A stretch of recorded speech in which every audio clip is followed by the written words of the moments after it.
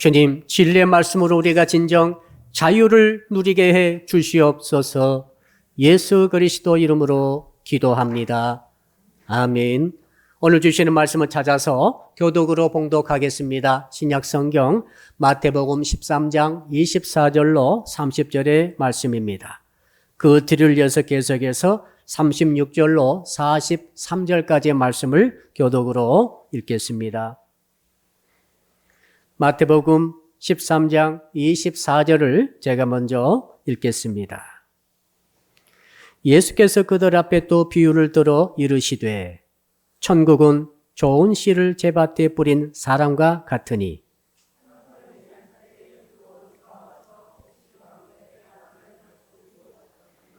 싹이 나고 결실할 때에 가라지도 보이거늘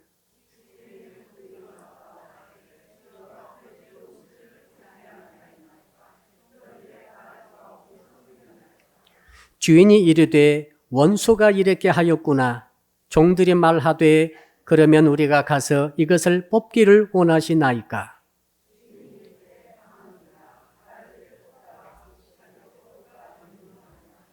둘 다 추수 때까지 함께 자라게 두라.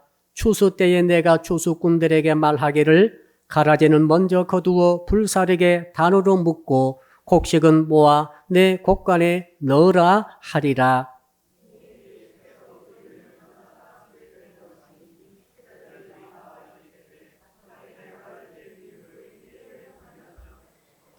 대답하여 이르시되 좋은 씨를 뿌리는 이는 인자요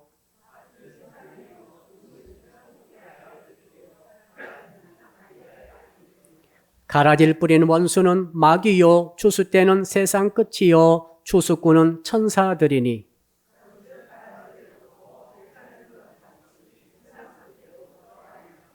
인자가 그 천사들을 보내리니 그들이 그 나라에서 모든 넘어지게 하는 것과 또 불법을 행하는 자들을 거두어 내어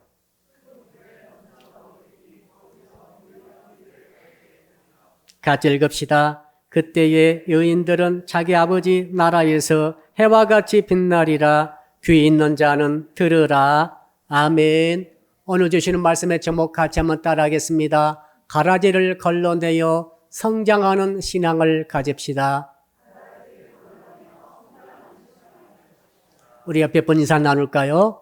잡초와의 전쟁에 승리합시다. 대한민국에서 농사 지을 때 승패를 결정짓는 것은 잡초를 이길 수 있느냐. 여기에 달려있다고 합니다. 한국의 잡초 종류가 무려 619가지나 된다고 합니다. 이것들은 얼마나 생존력이 강하든지 물을 주지 않아도 거름 주지 않아도 씨를 뿌리지 않아도 잘 자랍니다. 심지어 미워해서 뽑아버리고 잘라버려도 또 자라나고 또 자라나고 있습니다. 그에 비해서 알곡은 말이죠. 정말 정성과 심려를 기울여서 모든 것을 투자해야만이 겨우 거둘 수 있을 정도로 되는 현실이 바로 이 농사의 아주 어려움이 되겠습니다. 우리 예수님께서는 천국을 말씀하시면서 이 알곡과 곡식과 가라지의 비유를 통해서 말씀해 주고 있습니다. 무려 16절에 해당되는 두 개 파트로 나눠서 이 가라지가 어떻게 성장하게 되었고 어떻게 알곡에게 방해가 되었으며 이것이 또 어떻게 해석이 되는 것까지도 자세히 말씀해 주셨습니다. 왜 그러겠습니까? 자, 이 가라지의 특성을 잘 알고 대처하지 아니하면은 농사를 실패하듯이 저와 여러분의 인생도 영혼도 영적으로도 이 가라지의 정체를 잘 알고 대처하지 아니하면은 속고 말기 때문에 그런 것 아니겠습니까? 여러분, 우리 주님께서 이렇게 가라지의 비유를 통해서 우리에게 알려주신 귀한 진리가 있습니다. 오늘 이 진리를 통해서 우리 신앙이 우리 영적으로 보존되면서 장성하기를 주 이름으로 축복합니다. 알고 보니까 세상은 말이죠. 가라지와의 전쟁이라고 생각이 되었어요. 자, 우리가 세상에 살아갈 때 이 사람도 만나고 저 사람도 만납니다. 그러나 누가 알곡인지는 모르겠어요. 누가 가라지인지를 모릅니다. 이 세상에 무려 25만 가지의 곡식 씨앗들이 있다고 합니다. 그중에 어떤 것들은 먹을 수 있는 것이고 어떤 것들은 먹으면 죽는 것입니다. 먹을 수 없는 것들이 있습니다. 사람도 똑같아요. 우리가 지금까지 살아오면서 어떤 사람 만났습니까? 우리는 알곡 같은 사람, 곡식 같은 사람, 정말 먹으면 내게 힘이 되고 에너지가 되고 위로가 되고 정말로 잘 되는 그러한 사람 만나기를 원했습니다. 그러나 지내놓고 보니까 그렇지 않은 것을 우리가 경험하게 됩니다. 성경은 말합니다. 온 세상 사람을 두 종류로 분리할 수가 있다. 이분법과 같습니다. 어떤 사람은 알곡이고 어떤 사람은 곡식이라는 거죠. 그러나 어떤 사람은 가라지라는 거죠. 어떤 사람 잡초와 같다는 것입니다.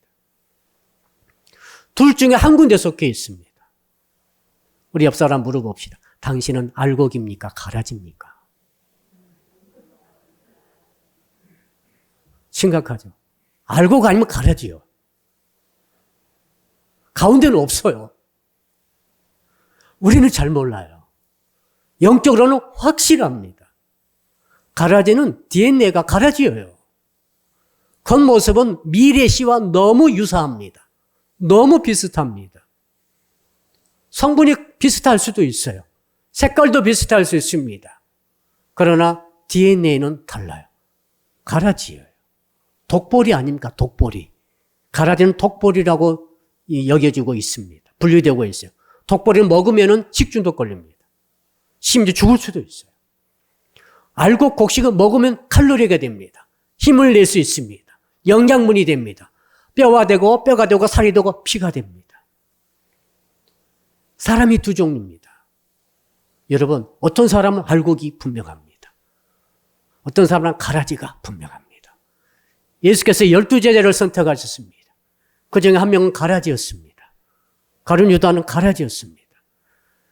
그는 좋게 선택되었다가 타락한 게 아닙니다. 원래 가라지였습니다. 원래 가라지의 DNA를 가지고 있었습니다. 예수께서 가라지인 줄 모르고 선택하셨겠습니까? 예수님이 누구십니까? 창조주 아니십니까? 다 하셨습니다. 그럼에도 불구하고 12제자 중에 밤새 기도하시고 12사람을 제자로 선택하셨는데 그중에 한 사람을 내 생각에는 고의로 가라지를 선택을 하신 거예요. 왜요? 앞으로 주의 제자들이 우리 주의 자녀들이 살아갈 때 수십 많은 가라지를 만나게 될 것입니다. 원치 않습니다. 왜? 가라지는 말이죠. 악합니다. 가라지는 엄청나게 피해를 주게 됩니다. 미국의 농산물 그 센터에서 연구했더니 가라지 혹은 잡초 때문에 무려 13%의 농작물의 결실이 줄어들게 있다. 뺏긴다는 것이죠. 자, 그래서 혹은 친구 간에 나는 알곡되는 친구를 사귀고 싶은데 가라지일 수 있습니다.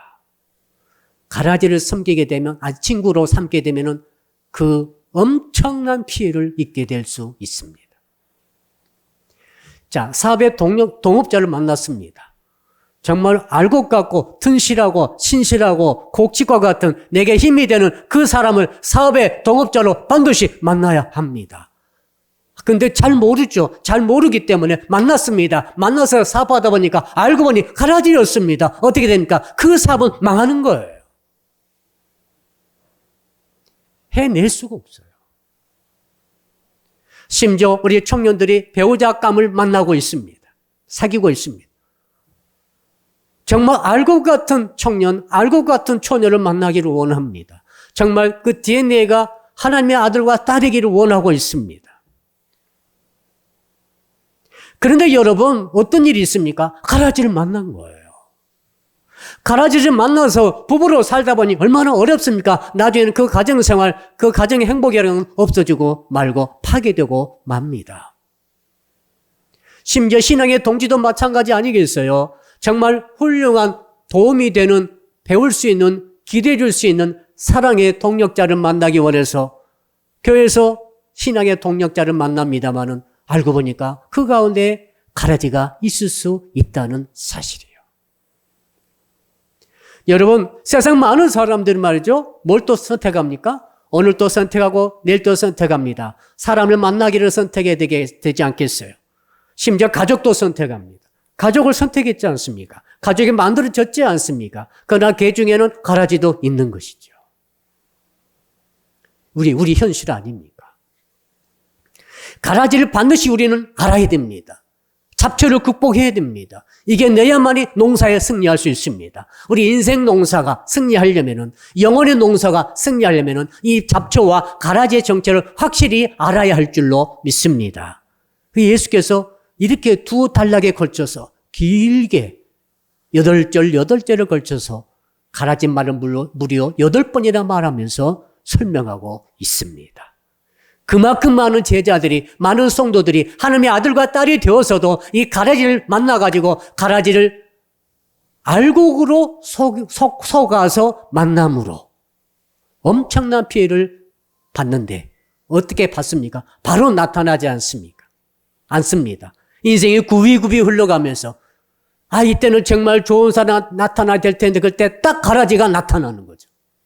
잠재 있다가 숨어 있다가 때가 되면 나타나는데 우리가 가장 곤란할 때, 가장 힘들 때, 가장 약해 있을 때 그때 탁 가라지가 정체를 드러내고 나타나가지고 우리 인생을 뒤집어 놓는 것이죠. 파괴하는 것이죠. 우리의 정말 주님께서 주신 축복을 싹 빼먹는 것 아니겠어요? 저는 오늘 말씀을 통해서 사랑하는 성도 여러분들이 가라지에 대해서 확실히 정체를 깨닫고 승리하시기를 주 이름으로 축복합니다. 어떻게 가라지를 우리가 걸러낼 수가 있는 것인가? 자, 오늘 말씀의 제목 다시 한번 우리 따라하겠습니다. 가라지를 걸러내어 성장하는 신앙을 가집시다. 자, 가라지는 걸러내고 알곡과 곡식은 받아들이지 않은 것 아니겠어요? 그렇다면은 이 가라지를 어떻게 필터링을 해낼 것인가? 우선 가라지와 이 알곡을 구분해야 돼요. 구분이 돼야 돼요. 구분하지 못하면은 섞입니다. 섞이면은 일단 가라지가 들어와 버리면은 내 인생의 밭에 가라지 씨가 뿌려져 버리면은 일단은 그것은 끝장입니다. 이제는 나타날 때까지 이 가라지가 계속 크는 거죠. 자, 알곡도 크지만은 가라지도 계속 크는 거예요. 여러분이 5살 때 가라지가 들어왔다 합시다. 악한 가라지 씨가 들어왔어요. 내 인생의 밭에 들어왔어요. 나는 몰라요. 어머니, 아버지도 모르죠. 선생님도 모르는 거예요. 아무도 몰라요. 하나님은 아시는 것이죠. 왜 그렇습니까? 이 가라지가 말이죠. 마귀란 놈이 우리가 잠잘 때 가라지 씨를 뿌린다고 되어 있어요. 잠을 자고 있으니 누가 알 게 뭡니까? 그래가지고 가라지가 5살 때 뿌려졌습니다. 언제 나타납니까? 언제 나타날지 몰라요. 10살 때 나타날 수도 있고 20살 때 나타날 수도 있고 30살 때 나타날 수도 있습니다. 가라지가 자란다고 되어 있어요. 오늘 말씀 보십시오. 가라지가 성장합니다. 열매를 맺습니다. 열매가 나타납니다. 자, 우리 알곡과 곡식도 자랍니다. 자라면서 열매가 나타납니다. 이 열매가 나타날 때까지는 모르는 거죠. 잘. 구분이 안 돼요. 여사라 인사합시다.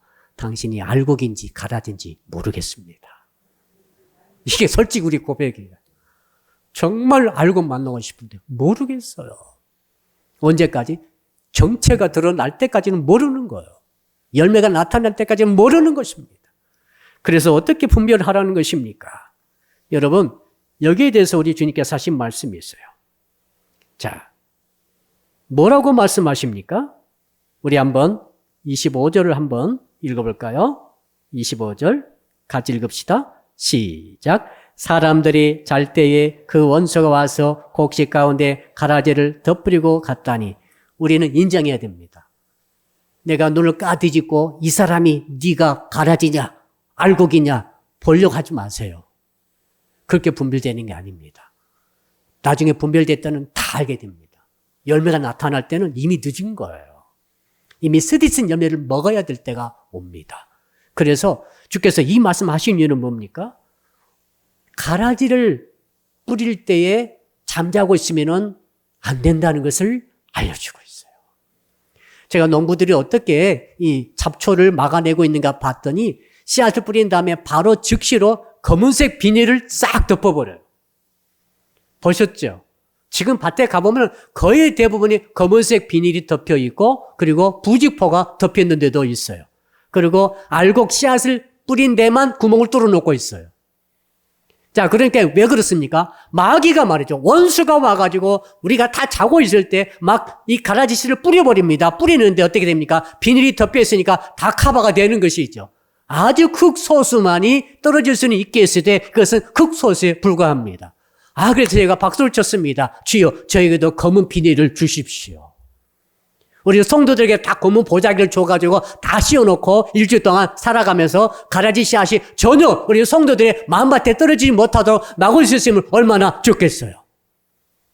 그렇다고 검은 보자기 뒤집어 쓰고 다닐 수는 없지 않습니까? 근데 오늘 말씀 보니까 그것이 불가능하다는 사실이에요.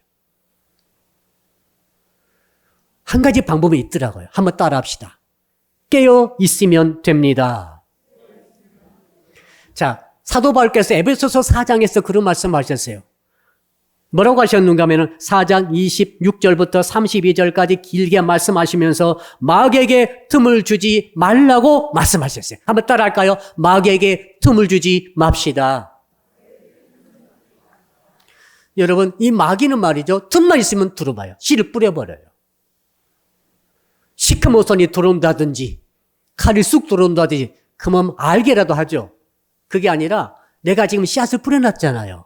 내 인생의 밭에 씨앗을 뿌려놨어요, 지금. 노력하면서 믿음을 가지고. 근데 그 똑같은 씨앗과 너무너무 유사한 모습으로 씨를 뿌리는 거죠. 언제요? 자고 있을 때. 자고 있을 때 틈이 벌어집니다. 그래서 사도 바울은 에베소 성도들에게 말합니다. 여러분들 제발 마귀에게 틈을 주지 않도록 깨어 있으십시오. 이게 계속해서 말씀하시면서 제가 찾아봤더니 한 4가지로 이 틈을 말하고 있더라고요. 여러분, 보초가 말이죠. 밤새 잠을 잡니까 안 잡니까? 안 잡니다. 보초는 안 잡니다. 안 자고 지키는 거죠. 뭘 지킵니까? 원수들이 씨를 뿌리는 것을 지키는 것입니다. 그래서 에베소서 4장 26절로 32절 쭉 보면서 4가지 주께서 말씀하시는데, 첫째는 자, 마귀가 틈을 탈 수 있는 그 틈이 무엇인가? 첫째는 이렇게 말씀하고 있습니다. 분을 내어도 죄를 짓지 말며 해가 지도록 분을 품지 말고 마귀에게 틈을 주지 말라. 여러분, 마귀에게 틈을 주는 첫 번째가 뭔가 하면 분을 내는 거예요. 분을 내면은 반드시 자기 주무시기 전에는 그것을 털어내야 됩니다. 회개해야 되는데 분을 품고 자면은 그날 저녁에 잠을 잘 잡니까? 꿈자리도 사나워요. 이상한 것이 막 나타나서 물로 뜯기도 하고 도망치기도 하고 떨어지기도 하고 난리를 나는 거죠. 내 정신세계가 아는 거죠. 분을 품는다는 것, 그리고 심지어 분을 품고 잠을 잤다는 것은 여러분들이 지금 완전히 마귀에게 인생의 밭을 활짝 열어주고 씨를 마음대로 뿌리라라고 오픈해버린 것과 똑같아요. 얼마나 위험한지 모릅니다. 그날 밤에 마음껏 마귀가 씨를 뿌릴 것입니다. 그때는 무슨 씨를 뿌렸는지 알지도 못해요. 언제 나타납니까? 여러분이 가장 피하고 싶을 때 나타나는 거예요. 가장 약할 때 그때 나타나요. 그게 사업을 망해뜨리는 씨앗일 수도 있고, 가정을 파괴해버리는 씨앗일 수도 있고, 일생의 때 우정을 금가게 만드는 씨앗일 수도 있고, 무슨 씨앗인지는 몰라요. 자라나면 그때서야 하는 것이죠. 그러므로 사랑하는 성도 여러분, 절대 분을 품지 마시고, 혹시 분을 품었다고 한다면 주무시기 전에 완전히 회개해서 털어내버리고 주무시기를 주 이름으로 축복합니다. 두 번째 틈이 있습니다. 보니까 도둑질하는 자는 다시 도둑질하지 말고 돌이켜 가난한 자에게 구제할 수 있도록 자기 손으로 수고하여 선한 일을 하라. 28절 말씀입니다. 무슨 말입니까? 도둑질하게 되면 마귀에게 틈을 주는 거죠. 도둑질하게 되면 여러분들이 마음의 문을 활짝 열어놓고 인생의 밭을 다 열어놓고 어떻게 합니까? 마귀여 마음대로 씨앗을 뿌리시오라고 하는 것과 똑같습니다. 도둑질은 절대 해서는 안 됩니다. 도둑질은 누가 합니까? 자기가 알고. 남이 알지 못해도 내가 아는 도둑질은 해서는 안 되는 거예요. 대신 우리는 땀 흘려서 성실로서 돈을 벌어서 그 이익을 가지고 어떻게 합니까? 가난한 사람을 구제하라고 말하고 있어요. 그렇게 할 때 마귀가 틈을 타지 못하게 되는 것이죠. 씨를 뿌릴 수가 없는 거예요. 근데 여기서 도둑질, 저기서 도둑질, 여기서 조금, 저기서 조금 이런 식으로 뭐 큰 도둑도 있고 작은 도둑도 있고 소도둑도 있고 바늘도둑도 있고 다 도둑이에요. 이 도둑질은 절대 해서는 안 됩니다. 마귀가 씨를 그 틈에 뿌리기 때문에 언제 결실하면은 나의 인생을 망가뜨릴지 알지 못하지 않겠습니까? 세 번째로는 더러운 말은 입 밖에도 내지 말고 덕을 끼치는 말을 하라고 29절에 말하고 있어요. 아, 이 마귀가 틈타는 것은 입술을 통해 너무너무 많이 들어오는구나 라고 하는 것을 깨닫게 됩니다.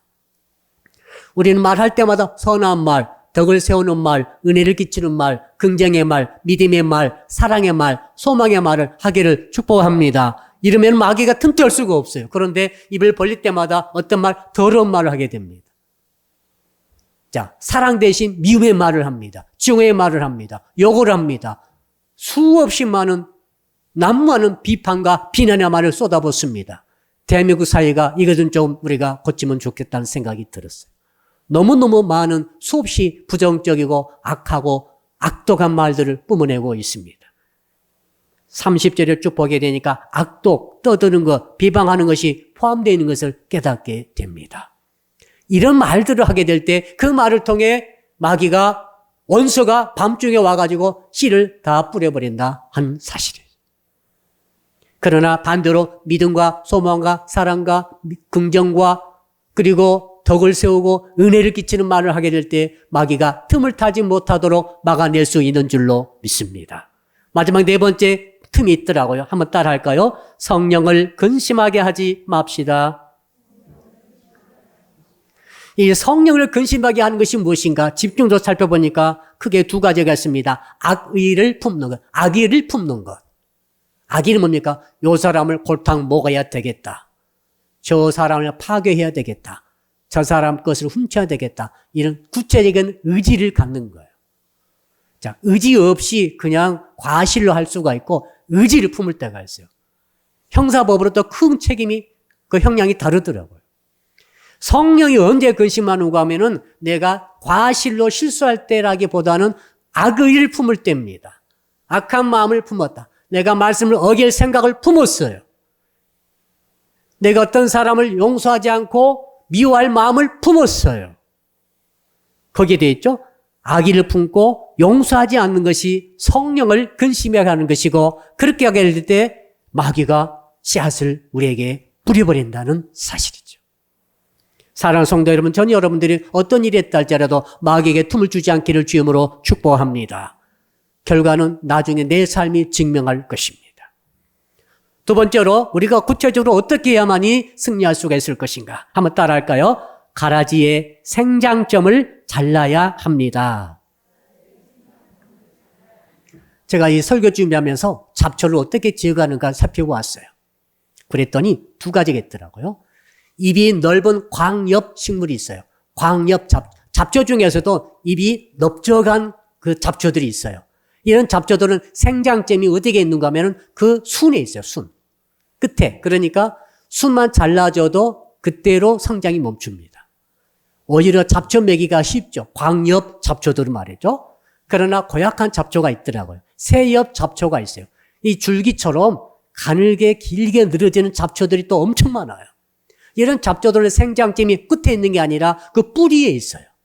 뿌리와 줄기가 시작되는 그 점에 바로 생장점이 있기 때문에 새엽 잡초는 어떻게 뽑아줘야 됩니까? 뿌리 자체를 뽑아내야 됩니다. 아니면 아주 밑동을 잘라줘야 돼요. 그렇지 않으면 아무 소용없어요. 또 자라요. 그래서 가라지 씨앗이 내게 들어와가지고 내 가라지 인생밭에서 가라지가 성장하고 있을 때 딱 그거 보고 이거 가라지네 하고 뽑아버리면 좋겠잖아요. 근데 아까 주께서 뭐라고 하셨어요? 그거 뽑지 말라고 하셨어요. 이게 고민이더라고요. 지금 농사하신 분들은 이 잡초 뽑을 때 잡초를 뽑을 수 있습니다. 구별이 되니까. 우리는 구별이 안 되고 또 한 가지는 이 뿌리가 너무 깊어요. 자, 벼를 심을 때 피가 있어요. 피라고 하는 잡초가 있거든요. 벼를 심을 때. 근데 너무 그 모습이 아주 비슷하지만은 그 피를 구분할 수가 있게 됩니다. 어느 정도 자라게 되면 이건 피구나 구분이 됩니다. 그러면 이제 뽑으면 되는데 뽑을 때 조심해야 돼요. 왜 그런가 하면 이 피의 뿌리가 말이죠. 너무 깊어요. 너무 광범위합니다. 옆에 있는 모든 벼들을 알곡들의 뿌리에 다 얽혀 있어요. 자, 피를 뽑아버리면은 알곡이 다 딸려 나옵니다. 이게 물귀신 작전 아닙니까? 그래서 옆 사람 인사합시다. 뭐라고 할까요? 네, 가라지를 뽑지 않겠습니다. 우리 주님께서 말씀해 주셨어요. 우리 주님께서 저는 참 생각하는 도중에 왜 가룟 유다를 일찌감치 아셨으면서도 제거하지 않으셨을까? 그러면 충분히 주님의 배반자를 미리 막아서 배반 당하지 않아도 될 것 아니겠습니까? 그런데 주님께서는 그 가룟 유다가 바로 가라지고 사탄의 자식이고 자기를 은 38원 넘길 자이고 결국 이 가룟 유다 때문에 자기가 십자가에 매달려 죽게 되리라는 것을 아셨으면서도 가룟 유다를 뽑아내버리지 않으셨어요. 왜요? 자, 만약에 가룟 유다를 뽑아내버리셨다고 한다면은 십자가를 질 수가 없을 수도 있습니다. 지금 지나놓고 보니까 그렇죠? 물론 다른 마음으로 하시겠지만은 더 나아가서 가룟 유다를 뽑아내버릴 때 많은 다른 여러 제자들도 함께 뽑힐 수가 있었을지 몰라요. 누가 합니까? 가룟 유다와 단짝이 있었는지. 그를 뽑을 때 같이 따라 나갈 수도 있어요. 주께서 그걸 말씀하시는 것이죠. 사랑하는 성도 여러분, 그러므로 우리는 이 지금 가라지를 뽑아버리는 일에 있어서는 대단히 신중해야 됩니다. 뽑아버리는 게 능사가 아니에요. 오히려 뽑아버림으로 하나님의 멀쩡한 영혼들이 상처 입고 오히려 뽑힘을 당할 수도 있다는 사실을 기억해야 합니다. 여러분의 가정 안에 가라지가 있다 합시다. 가정이요. 뽑아야 됩니까? 뽑지 말아야 됩니까? 뽑아서는 안 됩니다. 가족 안에도 가라지가 있을 수 있다고 저는 생각됩니다. 여러분의 사업하는 동업자 속에 가라지가 있어요. 조심해야 됩니다. 친구 가운데 가라지가 있어요. 조심해야 됩니다. 어떻게 합니까? 주께서는 말씀하셔서 뽑지 마라. 언제까지? 추수 때까지 뽑지 말라. 뽑는 것은 내가 천사를 보내서 천사로 하여금 먼저 가라지를 다 모아서 단으로 묶어서 불사람을 위해서 예비됨이 되리라. 그 다음에 알곡들을 모아서 하나님의 창고에 드리게 되리라. 그리고 하늘에서 정말 해처럼 빛나는 역사가 있을 것이다. 이렇게 말씀하셨어요. 저는 이 의미가 너무 중요하다고 생각이 되었습니다. 사랑하는 성도들, 그러므로 혹시 여러분 주변에 불의를 일으키는 무리가 있다 합시다. 어떻게 되겠습니까? 뽑아내버리고 제거해버리면 얼마나 시원하겠어요. 우리나라 정치가들이 저는 이것을 배워야 한다고 생각합니다. 반대파를 숙청하듯이 뽑아내버리면 잘 될 것 같습니까? 또 나타납니다. 그렇지 않습니다. 오히려 수없이 많은 적들이 양산되고 뒤죽박지 엉키지 않겠습니까? 마귀의 계획에 원수 마귀가 어떻게 깨를 쓴지 아시겠죠? 원수들은 말이죠. 우리 하나님의 백성들이, 주의 제자들이 뒤엉켜서 세상의 불의한 자들과 세상의 불의한 이들과 모순적인 이들과 정말 합당치 않은 일임에도 불구하고 그 일과 그 사람들과 뒤엉켜서 싸우기를 원하는 거예요. 뒤죽박죽 되기를 원하는 거예요. 어떻게 됩니까? 그러다 보면은 알곡으로서 성장하는 일을 멈추게 됩니다. 성장이 멈추게 되는 거예요. 그리고 알곡은 알곡으로 성장해야만이 그 알곡을 통해서 많은 사람을 먹이고 살릴 수 있을 것 아닙니까? 하나님 나라가 확장될 것 아닙니까? 그런데 이 불의한 자들과 이 가라지와 싸우느라고 인생을 다 허비해버립니다. 시간이 다 지나가 버립니다. 내 주께서 주신 축복을 다 소모해버립니다. 인생 끝나는 거예요. 아무것도 한 일 없이. 뭐 하다 왔나? 싸우다 왔습니다. 뭐 하고? 가라지하고 싸우다 왔다는 거죠. 주께서는 그걸 원치 않으신 것을 오늘 말씀 통해 우리가 깨달을 수가 있게 되겠습니다. 그러므로 사랑하는 성도 여러분, 이제 하나님의 말씀을 정리를 한번 해봅시다. 세상은 100% 잡초가 없이 말끔하고 순백의 그런 인생의 밭을 우리에게 허락하지 않습니다. 여러분 그거 기대하지 마세요. 일본에서 어떤 농부가 자기 아내가 사과를 너무 좋아하는데 그 농약 알러지가 있어요. 농약이 가장 작은 포세테만 섞여서도 알러지를 일으키는 거예요. 근데 너무 아내에게 농약 없는 알러지 일으키지 않는 사과를 먹이고 싶었어요. 그래서 사과나무 심어놓고 이제 사과가 열리는데 농약을 전혀 치지 않았습니다. 자, 화학비료도 전혀 치지 않았습니다. 그러더니 너무 잡초가 많이 일어나가지고 사과나무 가지가 찢어질 정도로 그렇게 잡초가 많이 우거져 버렸대요. 그 이웃 사람이 욕합니다. 야, 너는 정말 게으르구나. 농약도 안 하고 잡초도 안 메고 왜 그대로 두니? 이게 이제 자연농법이거든요. 그냥 그대로 두는 거예요. 방치농법 비슷하더라고요. 1년 지나니까 열매를 거둘 수가 없어요. 너무 잡초가 많아서. 2년 지났습니다. 3년 지났습니다. 무려 10년 될 때까지 제대로 사과를 따먹지 못했어요. 사과다운 사과가 열리지 않았어요. 근데 여러분, 신기한 일이 벌어졌습니다. 그 잡초를 그대로 두고 가라지를 그대로 두고 계속해서 사과 자체의 나무, 사과만 잘 자랄 수 있도록 계속 힘쓰다 보니까 어느 순간부터는 이 사과가 자생력이 생겨가지고 잡초를 이겨내더라는 거예요. 잡초가 올라오더라도 잡초의 성장력보다는 사과의 성장력이 앞설 때가 제 11년째부터 생기더라는 것입니다. 그래서 그때부터는 사과를 따서 먹는데 기가 막힌 사과가 맺혀지게 된 것이죠. 그래서 주님이 가룟 유다를 없애지 않고 놔두셨다는 생각이 들었어요.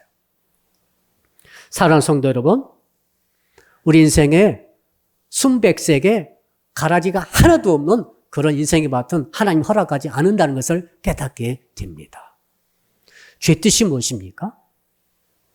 자, 믿음으로 성장의 힘을 가지고 내가 너에게 준 알곡을 키워가라는 거예요. 거기에 집중하라는 거죠. 원수가 심어놓은 가라지와 잡초에 신경 쓰고 그것에 내 힘을 다 뺏기지 말고 그것은 그것대로 놔둬라. 주께서 분명히 말씀하셨잖아. 때가 되면, 언제 추수 때가 되면 그때 내가 천사 보내가지고 싹 모아서 단으로 묶어서 불에 던져버리리라고 분명히 말씀하셨지 않습니까? 내 할 일이 아닌 것이죠. 한번 따라 할까요? 원수 갚는 것은 하나님께 맡깁시다. 이 교훈을 가슴에 깊이 새기기를 축복합니다. 나는 뭐 해야 되니까? 너는 알곡을 키우는 거죠. 알곡이 뭡니까? 하나님의 말씀 아닙니까? 말씀을 내 가슴에 부여안고 내 가슴에 심어서 그 말씀대로 순종하고 믿음으로 계속해서 내 알곡 신앙을 키워가는 것이 내가 해야 할 아주 중요한 일인 줄로 믿습니다.